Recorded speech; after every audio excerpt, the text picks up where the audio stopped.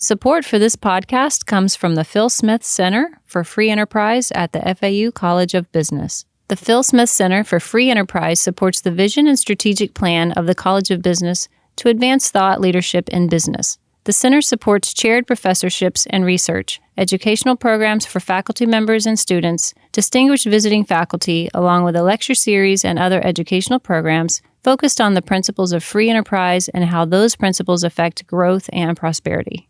Learn more at business.fau.edu/Phil Smith.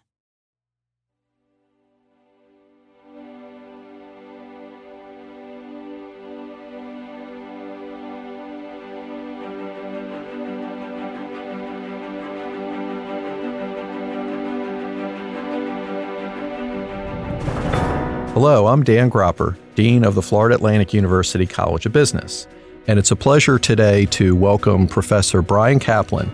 Bryan Caplan is a Senior Research Fellow at the Mercatus Center and a Professor of Economics at George Mason University.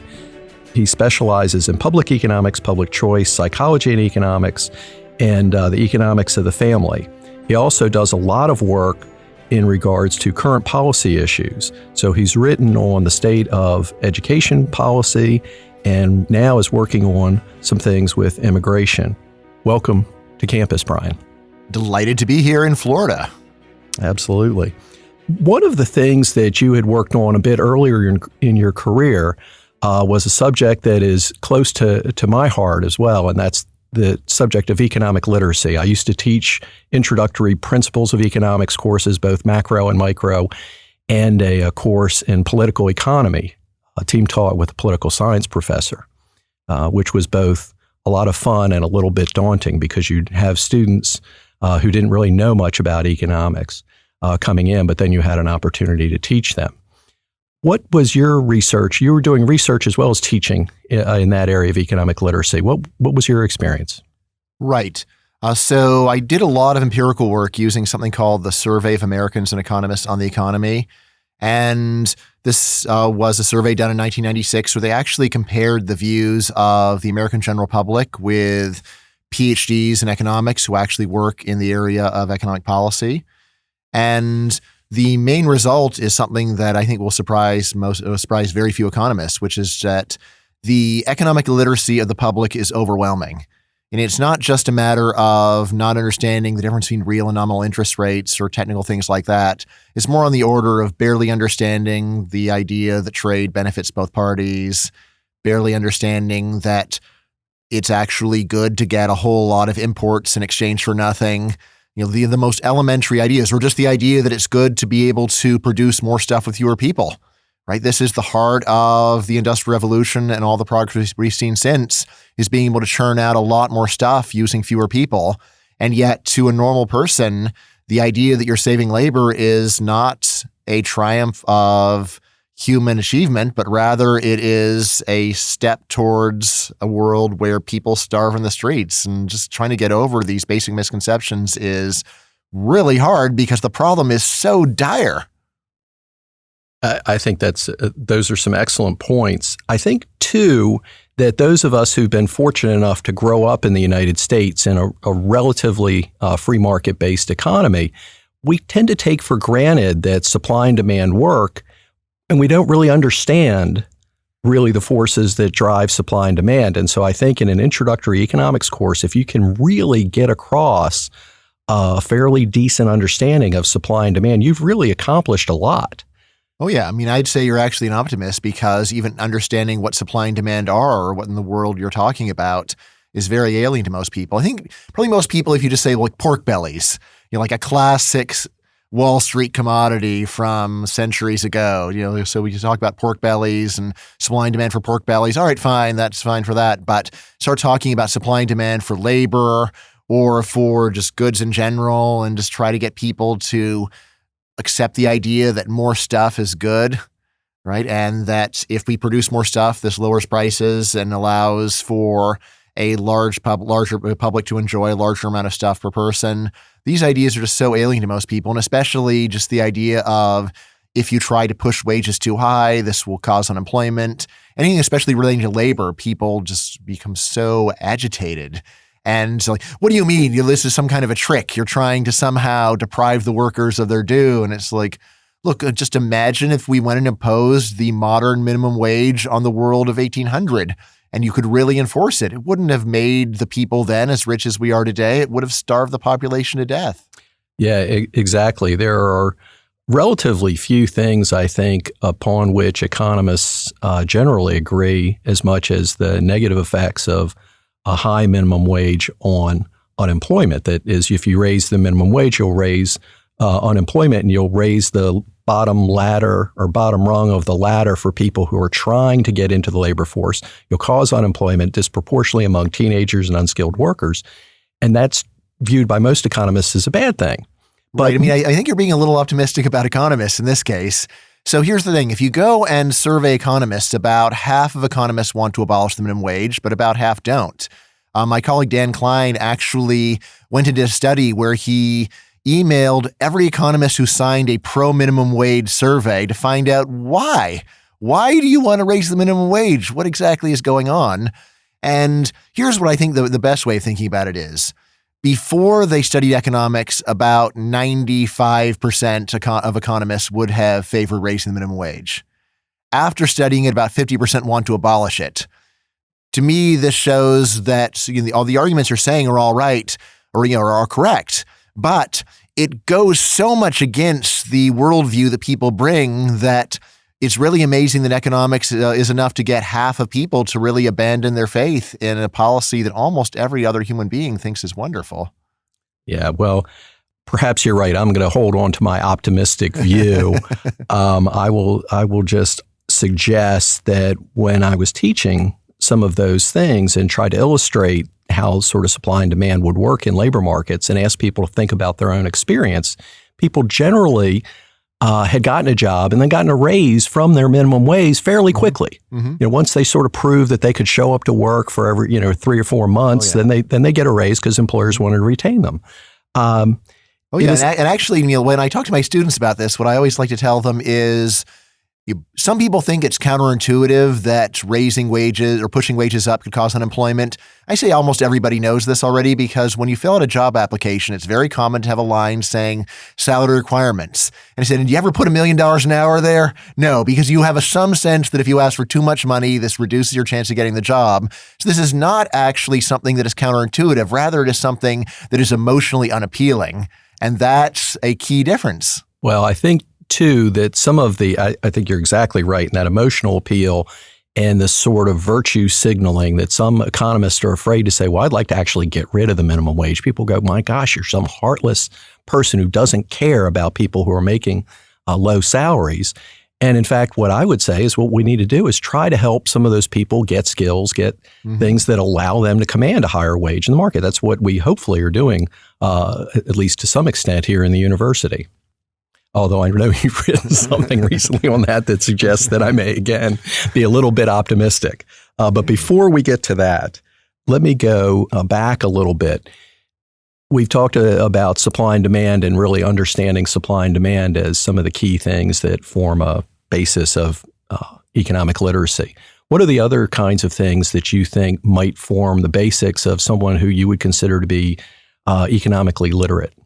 Right. So understanding that the same principles that hold within a country work between countries. So in my work, I talk about what I call anti-foreign bias. So it's one thing where if you can eventually convince people, all right, fine, if an American buys something from an American firm, then the firm's better off, the American's better off. All right, fine, you've won this one. But what about if the American buys something from a Chinese? Right? In this case, it's like, well, wait a second. Don't you understand? This is all part of their plot. And phase one is they go and they sell us a lot of cheap stuff and it seems good. But if they don't poison us with whatever they sold to us, then the next phase is they destroy our economy. And just dealing with this kind of paranoia is, one of the most important things that economists do. In my latest book, Open Borders, I just talk about paranoia about foreign workers and how when someone comes from, say, Haiti to Florida to shine shoes, all the apparent effects are amazingly good. You just take a person who's earning maybe $2 a day in Port-au-Prince and put him on the streets of Miami. He's earning $50 a day. He's earning 25 times as much. He's contributing 25 times as much to the world economy.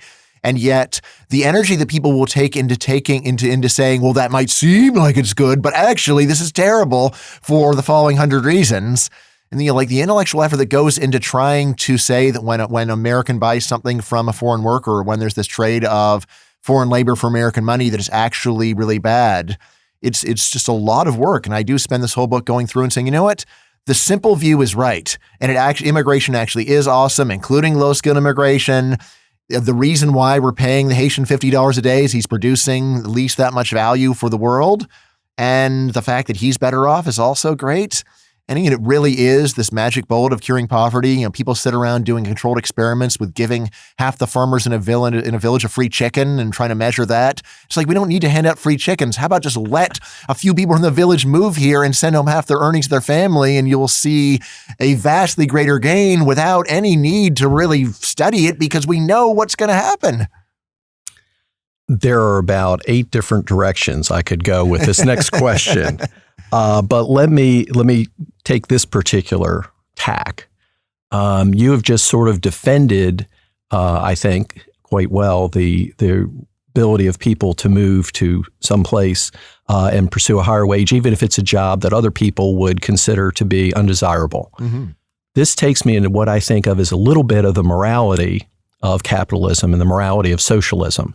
So in your view, should you what would you say about that? Is it morally right to allow this person to come to this country and take what many of us would consider to be a job that was beneath us? Right. I have a lot of trouble getting inside the head of someone who thinks that it would not be morally wrong to stop him. It's you've set it up so it's really easy, because no American wants to do the job. Haitian wants to do it. The American's better off. The Haitian's better off. So, what kind of a misanthrope would you have to be against that? The question of morality of capitalism versus socialism, it's one where the names make the answer seem obvious, right? Well, socialism is about being social and sociable, and that sounds good. And capitalism is about some equipment. So we should have a moral system where the equipment is favored, and factories and machines and punch presses are the center of our moral worldview. So if you just do it etymologically, then it's very easy to see why people think of socialism as morally superior to capitalism. I'd say these words are terrible, but and they're just not descriptive at all of what's going on. So the moral heart of capitalism is precisely this morality of trade. And so one person wants to sell something, another person wants to buy it, and then a third person says, I think it's that this trade is unwise or unfair and I want to get involved. And then the moral question is, whose side do you take? The two people that want to do something and with their own stuff, or the side of the busybody who says, no, I'm not good. Something has to change. So, I'd say that, if it's just a matter of personal life, almost everyone will take the side of the two people who want to be left alone and say, the busybody, you can express your opinion if you really must, but otherwise you got to leave people alone. But so much of our way of thinking about the world is, well, if the third party is government, then it's a very different story. And again, to me, this really is the heart of the morality of capitalism, is saying, well, is it really different because government is the one playing the role of the busybody? And ultimately, I'd say it's not, So, most obviously, if a private individual murders someone, that's terrible. If a government murders some people, that seems equally terrible. But then if we just dial it down for murder, then is the moral status of government so much better than that of individuals? And ultimately, I don't think so. So while, I think a minimum wage is not morally comparable to murder, it is comparable to your neighbor showing up at your house and saying, hey, I've heard you've taken a job that I don't approve of. You're not allowed to do that, so you better stop that. Yeah. I guess the morality part, at least from my standpoint, relates to the basic questions of free choice among individuals and ability to make an individual decision and a bargain in a relatively non-coercive environment. So somebody doesn't, threaten you with violence unless you shine my shoes for $2, but you voluntarily decide you want to shine my shoes for $2 instead of me taking my shoes at home tonight, taking them off and spending my time shining them and doing the rest. The willingness of someone to undertake that role seems to me to be, perfectly fine. And I find a hard time having someone object to it for some of the same reasons that I believe you just sort of walked through.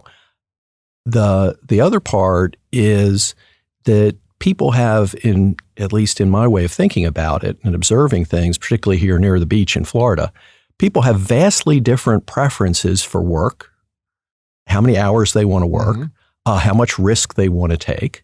And I don't begrudge any of those individuals those choices. Some people want to work a little bit in the mornings and take off in the afternoon and go to the beach.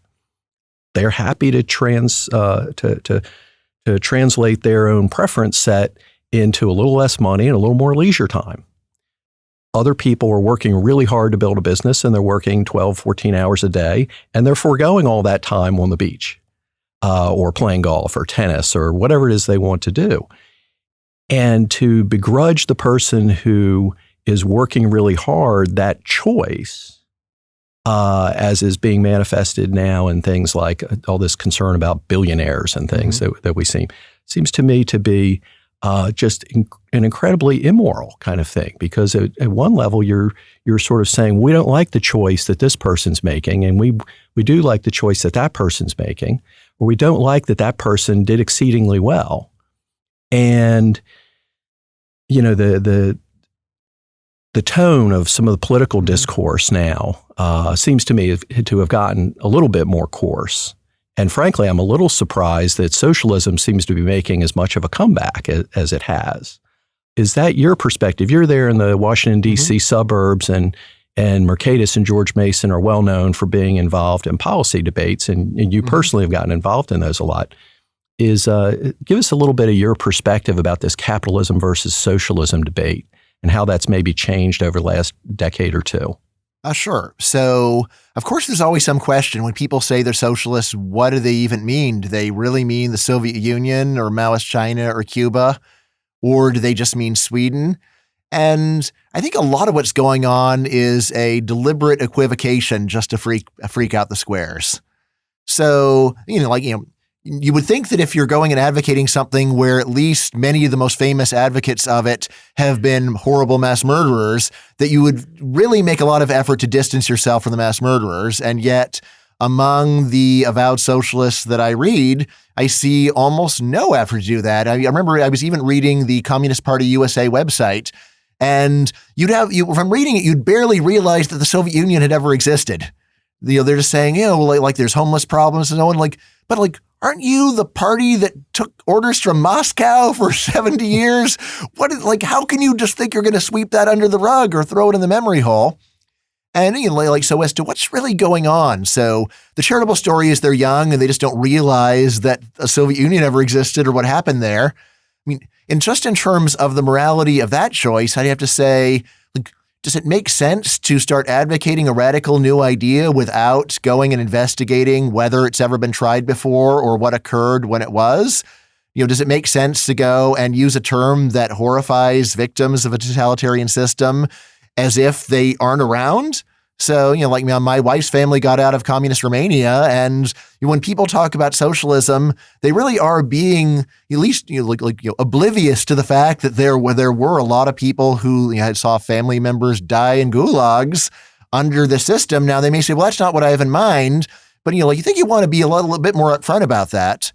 So I think part of it is just that people are young and they are irresponsibly advocating radical changes without investigating whether it's been tried before or what happened.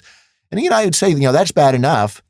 And then I think there are, especially older people who really do have a lot of nostalgia and romanticism about the totalitarian systems that existed. And, they're probably going to say, well, of course, there were a lot of problems with the Soviet Union. And there were some lines and Berlin Wall wasn't so nice. But at the same time, first of all, again, there's not much effort to see, was the Berlin Wall really the worst thing that happened in the Eastern Bloc? It's no, it's the most visible thing that happened in the Eastern Bloc. It's one of the mildest things that happened. Stalin would murder that many people on a typical day as were murdered in the whole history of the Berlin Wall. I actually think it would come out to a lot more. But, of course, the way that people form their views is based much more on visibility than upon what the archives say really happened, far away from view decades ago. So, on the one hand, it doesn't surprise me because mean, like just the one sentence line of what socialism is has so much emotional appeal for people. And ultimately, I think people are very emotional, and this analytical approach that economics tries to inculcate is so aversive to almost the whole human race. And, that's why we got to try and do our very best, because, sometimes I think we are just the thin blue line between humanity and going back to the horrors. Ultimately, I think pragmatism is the real barrier, but we're there too, doing our job. Well, I think you bring up an excellent point where if you actually talk about the mass murders, genocides conducted by many of the socialist and communist leaders, primarily against their own people. Oh, yeah. The dissidents within their countries. This is something that I'm afraid our historians... Dissidents. Yeah. Like a big part of communism is like, there's a whole lot of people that we just can't be totally sure on our side. Let's kill them all. Yeah. Well, and I think the signaling of taking a few and publicly showing them what can happen is frightening. That's some of that's happening in communist China and Hong Kong right now. Oh, yeah. And people are not paying attention to it. You can see what's happened just with the NBA. I mean, one guy tweets out something, support for the Hong Kong dissidents, and the next thing you know, there's a whole lot of political correctness and people who are, and this is my words, not yours, people that were perfectly willing to complain about what they perceive of as social injustice in this country, right or wrong, are completely unwilling to complain about things we'd agree with my set of Western values, at least, of freedom and freedom of expression, are completely wrong. Yeah, I mean, of course, notice per the Berlin Wall that the Chinese abuses that get the attention, it's Hong Kong, where they're not arresting thousands of people and putting them in slave labor camps. On the other hand, the Uyghurs, who are thousands of miles away in the middle of nowhere, and people that almost no Western tourist has ever even heard of, much less visited, you can go and put 1 million of them in slave labor camps, and people barely even care about it. And again, like it really just goes to how misleading emotions are, where yes, we care so much more about Hong Kong because we got a story about Hong Kong, and the Uyghurs, vastly more people suffering at vastly greater horrors. But who are they anyway? And they're so different from us, and it's far away, and we've never seen them. I've never met a Uyghur. I guess I've met a few. There's a few Uyghur restaurants in DC, but it just goes to show like how if you form your moral views emotionally, you're just going to get it so damn wrong all the time. Stop listening to your emotions. They don't tell you what's really going on or what's important. Well, I think the emotions, and in addition to the emotions, there's a lot of what data and what evidence you can see. And so we can get the films, we can get the things that are just captured on somebody's cell phone and shipped over, and we can see what's happening quite visibly. So it's the old criticism that economists are searching for things under the light. Yeah. You make decisions based on the data you can actually see, and not. Although we got satellite pictures of those Uyghur slave labor camps, but they're not emotionally affecting. It's a satellite picture showing they've built camps to hold 1 million people. Whereas, here's the police in Hong Kong beating up one protester. Oh my God, China's a terrible country. It's like, it is, but the reason is like the horrible things that people aren't talking about very much. That's what shows how terrible communist China is. Well, and the scale is phenomenal too. And I will admit to some personal sense of probably a bit of distortion. One of the students that I had met in my prior role teaching graduate students was someone who had gotten arrested following some of the protests in Tiananmen Square. And he was rounded up and sent to one of those camps for about 6 weeks. And, they were sort of re-educated, to put it mildly, in the camp. And he said they weren't really beaten. There wasn't anybody killed that he could see. He said, you just worked really hard for about 8 or 10 hours during the sun, and then you come back in, and then you'd have to listen to some teachings, and then you had to agree, and you slept on all these cots in a big gymnasium, big open areas, really no privacy. Everybody smelled bad. He said it was awful. After about 6 weeks of that, they asked him some questions, and apparently he wasn't sufficiently compliant. So he got another 6 weeks. And at the end of that 6 weeks, he learned what he really needed to say to be allowed to go home. So he said, you do that, you just kind of realize, and all he'd done was watch and be sympathetic. Some of his friends had been part of the protest. And so that was enough for him to get rounded up and brought to the work camp. And he said, you never really forget that.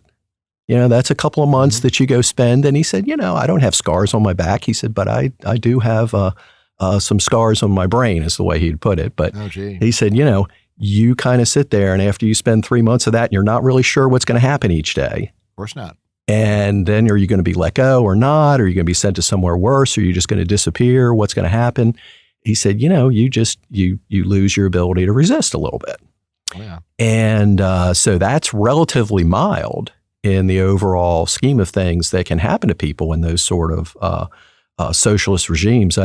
I will say that when I took a comparative economic systems course as an undergraduate student some years ago, back in the early 80s, we talked about property rights in the state.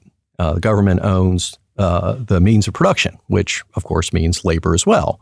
And so this means you don't have the freedom in your own labor to go move or go do things or leave or people that sort of complain thing. about monopsony, not having a lot of very good choices of employers. And yet, of course, the whole plan of socialism is true monopsony where there's only one buyer of labor in the whole freaking economy. Yeah. And so for me, part of the morality of capitalism versus the immorality of socialism is back to the personal freedom. You don't have your own personal freedom in your own labor. Mm-hmm. And I think that many students now, many individuals don't really understand that that's the case. And in fact, even when you remind them in modern day examples, look at what happens to doctors that try to leave Cuba. Mm-hmm. The Cuban government believes those people are property of the Cuban government, and they don't want them to leave. So it's one of the things that is interesting here in South Florida compared to other places that I've lived is you do have that Cuban emigre community, and they know what it's like, particularly the older generation. Sure. And so they are not the ones supporting they're not at all sympathetic to all these claims about socialism. But the newer generation, the younger generation, the lessons are a little softer. But we still have some people. In fact, I just talked to a student we're recruiting 2 days ago from Venezuela. Ah, yeah. And it's just, it's horrible what's happening there. And you take a country that was enormously prosperous not terribly long ago and doing fairly well in comparison to its neighbors. And now it's disastrous on both an economic level and a personal level and a humanitarian level. And it's no real surprise to any economist, I think, of... How about Joseph Stiglitz? Well, he went down there and said, this seems really interesting experiment here. Yeah, fair enough. Yeah. Fair enough. Okay, again, I'm trying to be more optimistic, and you're bringing me back to reality. So that's good. In the time we have left, one of the things that I think is fascinating, I always like to ask people, how did you decide you were going to become an economist? And then how did you decide you were going to become an economics professor? Right. So I've actually been thinking about being a professor since I was in about 7th or 8th grades. And, initially I wanted to be an English professor, actually. I love literature, and I knew you couldn't actually make a living writing novels or anything. So I could be an English professor. And then when I was in 12th grade, I started finding about economics and philosophy. And so actually then I said, okay, no, so I'm not going to be an English professor. I think I'll be a philosophy professor, but I'll also learn a lot of economics because I thought that was very important for understanding, especially political philosophy. And then once I was actually an undergraduate, I was taking classes in both areas. And, really for a while, I'd say, well, either be a philosophy professor or be an economics professor, or maybe I hate academia and I'll just be a lawyer. And so I was toying with those three ideas for quite a while, and I went back and forth quite a bit. So, sometimes I just get really discouraged about the state of academia and forget it. I'll just go be a lawyer and I'll make some money and retire. And then I'll, but then I would go and read things that were really interesting, or I talk to some really interesting scholar and I'm like, no, there's still a lot of great stuff going on here. And, I just don't want to be a practical guy. I want to work in the world of ideas. And then I guess when I was weighing between economics and philosophy, partly there was just, the higher probability of getting a job and the better pay in economics. And also there was my sense that either way, a professor sort of has to work on fairly narrow subjects. And I said, well, maybe the big questions of philosophy are more important than the big questions in economics, but the small questions in economics are more important than the small questions in philosophy. So I'll go be an economist. And then actually, as it worked out, I wind up getting a job where I can work on whatever questions I want. And I do write books on the big questions, even though I'm an economist. So I ultimately, I'm super satisfied with the path that I've taken. My older sons both want to be economics professors as well. And I try to tell them about other options, but at the same time, I say, you're not wrong. This is a really sweet gig. I can't deny it. Well, that's fascinating. So it was a very deliberate choice to sort of make a career in the world of ideas for you. Yeah. So being like a consultant or something like that, or that was always for me just the safety net. I knew I want to be a professor of this subject. I want to be able to work with ideas. I don't want to have to go and predict the price of IBM or something like that. That didn't excite me. Basically when I say, well, I guess that wouldn't be the worst thing in the world, but then I just make a lot of money and then try to retire. But then I always say, well, then what will I do when I retire? Well, I'll probably move to a college town and hang out with the professors. Well, if that's what I want to do, then why go and suffer for 10 years before I do what I really want? If I can at all make it possible, let me go and, by hook or by crook, become an economics professor. And so that was what was very much on my mind for all those years. Yeah, it's fascinating to me because I ask that question of virtually everybody that I interview. And yours is one of the more deliberate and deliberative answers, as far as choices go. So that's really fascinating. And I think probably going to Princeton for your PhD, you were around a lot of people in a very large department and presumably with some range of views. So you had a lot of choices to take. Who was sort of your most influential mentors, either in graduate school or people whose books you read? Right. So at Princeton, it would definitely be Ben Bernanke. So I did monetary economics with him, and I was just really impressed by the way that he actually knew a lot of monetary history. He knew a lot of facts. He wasn't just some theorist or someone who downloaded data from the internet. Because, not mentioning names, there are people at Princeton like that, or at least there were back then. There are theorists who really just knew next to nothing about the real world and didn't care and didn't see this as a problem. And then there's people who are renowned empirical researchers, but all they really do is just download data and then do really advanced econometrics on it. But well, could there be something wrong with the data? You're just downloading it, but you don't really know a lot of facts. Aren't you a little worried about that? I'm doing generalized methods moments. That's fine.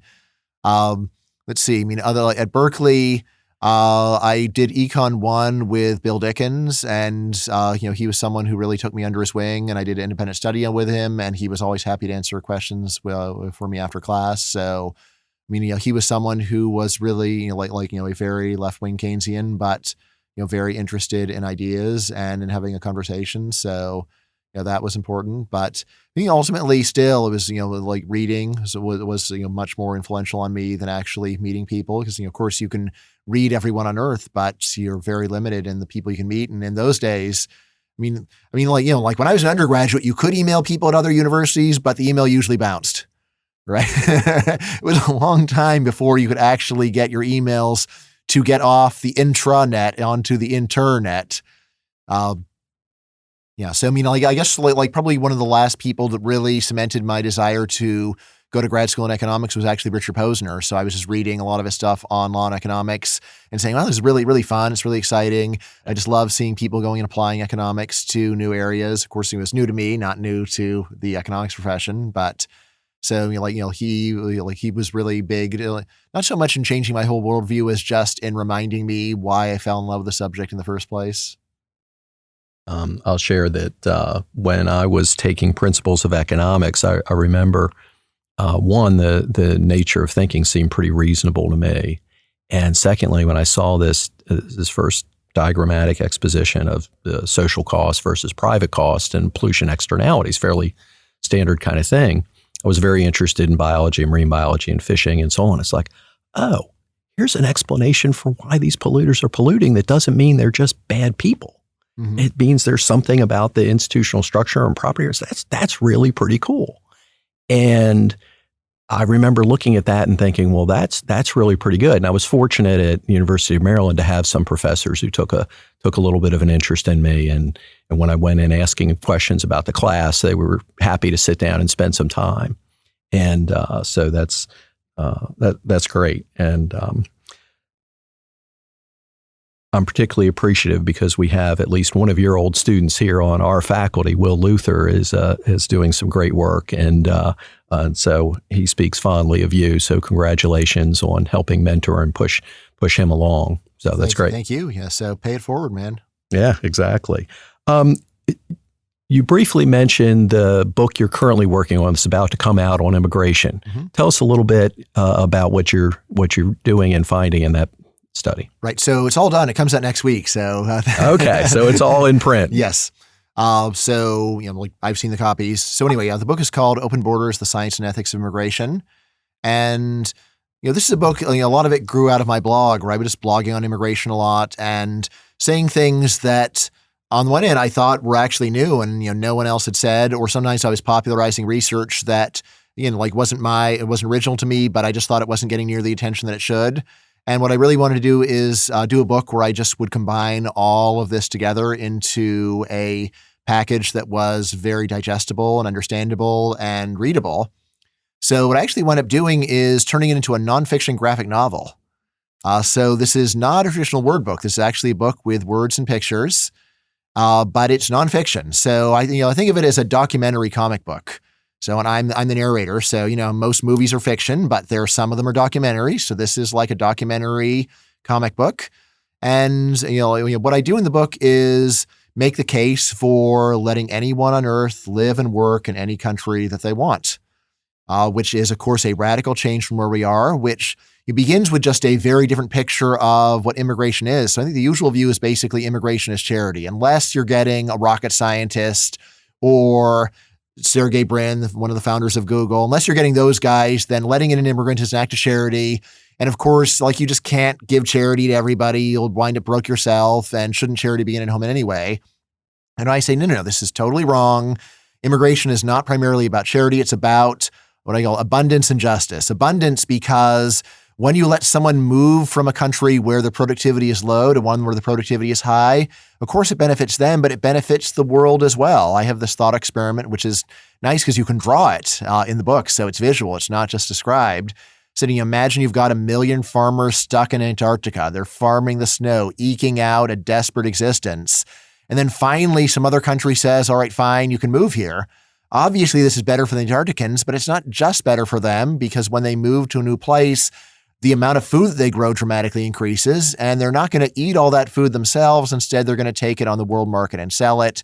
And so what happens is that the people that gain aren't just the Antarcticans, it's everybody who eats, right? And when economists try to estimate, how much of the gain in global GDP would there be if anyone who wanted could take a job anywhere, the estimates of the gains from this policy change are something on the order of doubling the production of the world, having mankind produce twice as much stuff per person as it currently does right now.